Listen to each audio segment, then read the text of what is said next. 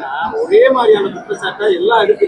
எதிர்கட்சியில மூத்த தலைவர்கள் கூட எல்லா பேரும் எதிர்கட்சியில திமுக தான் சொல்லுங்க. எதிர்கட்சியில எல்லா மூத்த தலைவர் வெறும் திமுக எப்படி இது சாத்தியமாகும்? இப்ப வந்து இல்ல, அதாவது யோகி பாபு வந்து இந்த மாதிரி விவரங்கள்ல போய் அங்க யாராவது மயக்கம் போட்டு இறந்தாங்கன்னா அவங்களுக்கும் பணி சிவசங்கர் கேட்டிருக்காங்க. இல்ல எல்லாருக்கும் அதாவது இது வந்து கண்டிப்பா ஒரு மிகப்பெரிய சதியின் வேலையால இவ்வளவு பெரிய உயிரிழப்பு நடந்துச்சு.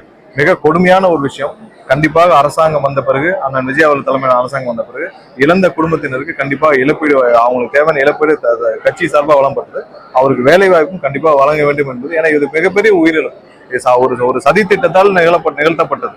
கண்டிப்பா இதை யாரும் மறக்க மாட்டோம். கண்டிப்பா அது வந்து அரசாங்கத்தின் முதல்வரின் முடிவு. அது யாரும் அதை தடுக்க முடியாது.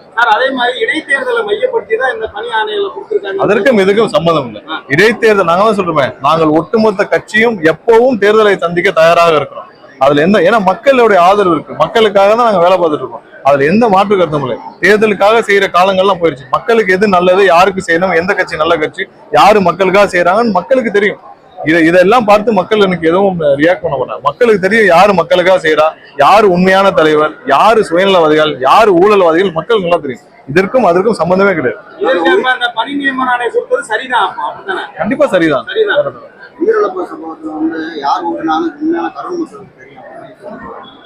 இல்ல நாங்க தான் கேள்வி கேட்டோம். அதாவது எஸ்பிக்கே தெரியல. கரூர்ல இருந்து எஸ்பி என்னோடதான் இருந்தாரு. எஸ்பி என்னோடதான் இருந்தார். நானும் எஸ்பி ஒன்னாதான் இருந்தோம். எஸ்பிக்கே தெரியாத விஷயம் செந்தில் பாலாஜிக்கு எப்படி தெரிஞ்சு? எஸ்பிக்கே தெரியாது சம்பவத்தில் யார் உயிரிழந்தாலும், இல்ல ஹாஸ்பிட்டல் எவ்வளவு பேர் இருக்காங்க. எஸ்பிகிட்ட நானும் கேட்டேன், என்னாச்சு, ஏதாவது டிசாஸ்டரா, ஏதாவது யாருக்காவது ஏதாவது உடம்பு சரியில்லையா, ஏதாவது விழுந்துருச்சா, ஏதாவது செவர் எதாவது விழுந்துருச்சா அப்படின்னு கேட்டேன். இல்ல அந்த மாதிரி எதுவும் இல்ல, ஒண்ணும் இல்ல சார், 2-3 பேர் மயக்கம் போட்டிருக்காங்கன்னு சொன்னாரு. எஸ்பிக்கே தெரியாத விஷயம் செந்தில் பாலாஜிக்கு உடனே எப்படி போச்சு?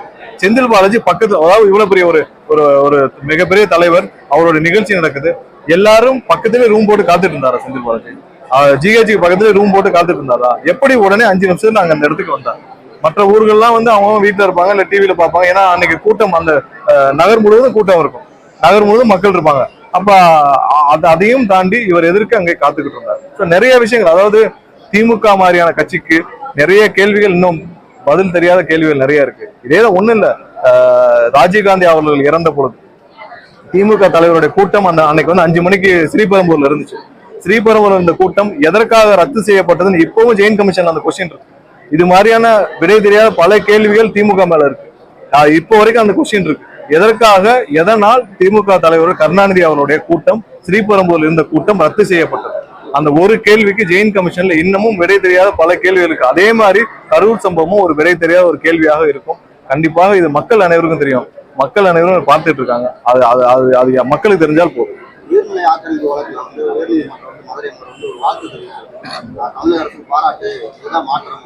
கண்டிப்பா, ஏன்னா அது அரசு மக்களுக்காக தான் செயல்படுது. இயற்கை தான் முக்கியம். இயற்கையும் வளர்ச்சியும் சேர்ந்துதான் போகணும். இயற்கையை அழிச்சிட்டு வளர்ச்சி கொண்டு வர முடியாது. எங்கெங்கெல்லாம் மக்களுக்கும் இல்ல இயற்கைக்கும் எதிராக ஒண்ணு இருக்கோ, தமிழக அரசு கண்டிப்பா தானாக முன் வந்து அதுக்கான வேலையை செய்யும். அதுக்கு அரசு இயந்திரம் முழு அளவில் எல்லா அமைச்சர்களும், எல்லா எம்எல்ஏக்களும் அதுதான் வேலை பார்த்துட்டு. ஒரு நாளைக்கு 12 மணி நேரம், 13 மணி நேரம் அனைத்து அமைச்சர்களும், அனைத்து எம்எல்ஏவும் முதல்வர் வந்து 14 மணி நேரத்துக்கு மேல வேலை பார்க்கும்.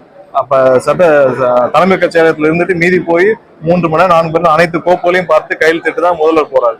ஸோ இது அளவுக்கான ஃபங்க்ஷனிங் இருந்தாலே போதும், அனைத்து துறைகளும் சீராகும் என்பதில் எந்த மாற்று கருத்தும் இல்ல. வீக் ஆயிடுச்சுன்னா நம்ம அதை வந்து கேலி செய்யும் எண்ணம் இல்லை. அதை அந்த நிலைமைக்கு கொண்டு போனது இவங்க 2 பேரும், ஸ்டாலினும் எடப்பாடி தான். அவங்க அந்த நிலைமைக்கு கொண்டு போனதான். மற்றவர்கள் யார் வேணாலும் அவர் கட்சி ஆரம்பிக்கலாம், என்ன சொல்லலாம். அதை பற்றி அவரோட சொந்த விருப்பம். பட் அந்த வீக் ஆயிடுச்சுன்னு நம்ம சொல்ல வரல. அந்த நிலைமைக்கு கொண்டு போனது 2 சுயநலவாதிகள், 2 குடும்பத்தினர், 2 குடும்பத்தை காப்பாற்றுக்குள்ள அவங்க எடுத்த முடிவு தான் சொல்றோமே தவிர, மற்றபடி அவர்களை கேலி செய்யும் எண்ணமோ அந்த மாதிரி இல்லை. அது அவங்களுடைய சுயநல முடிவு. இதை நோக்கிதான் அவங்க செல்லுவாங்கன்னு முன்னாடியே தெரியும். அதான் மக்கள் அப்படி வாக்களிச்சாங்க. இல்ல, வைகை ஆறு தூர்வாரும் பணிகளை நம்ம முடக்கி விட்டுருக்கோம். அதை ஒட்டி இது அனைத்து வேலையும் கண்டிப்பா துரிதமா செய்வோம். ஏன்னா தூர்வாரும் பணிக்கான இன்னும் தேவையான அனுமதிகள் காத்துட்டு இருக்கோம். ஒன்றிய அரசுல வந்த உடனே முழு அளவு தூர்வாரும் பணிகள், ஏன்னா இது ஒரு 7-8 வருஷ ப்ராஜெக்ட். பட் கண்டிப்பா நம்ம செய்ய போறோம். அதுல எந்த மாற்றுக்கிறோம்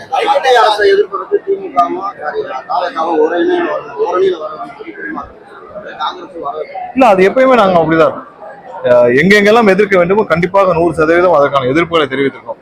அந்த அந்த எந்த வித காம்ப்ரமைஸும் முதல்வர் அதில் செய்ய மாட்டார். எங்கெல்லாம் எதிர்க்க முடியுமோ, எங்கெல்லாம் தமிழக உரிமை பறிபடுவோ, எங்கெங்கெல்லாம் வந்து தமிழக மக்களுக்கு எதிராகவோ இல்ல மக்களுக்கு எதிராக இருக்கோ, முதல் குரல் தமிழக வெற்றி கழகத்துக்கு திமுக கருத்து இல்ல இல்ல. என்னன்னா ஒன்றிய அரசு எந்த மக்களுக்கு விரோத செயல்களோ எதை செய்தாலும் முதல் குரல் நம்மளோட தமிழக வெற்றி பெறும். அப்படித்தான் முந்தைய காலங்கள் இருந்து எந்தவித காம்ப்ரமைஸும் தலைவர் செய்து கொள்ள மாட்டார். எங்களுடைய தலைவர்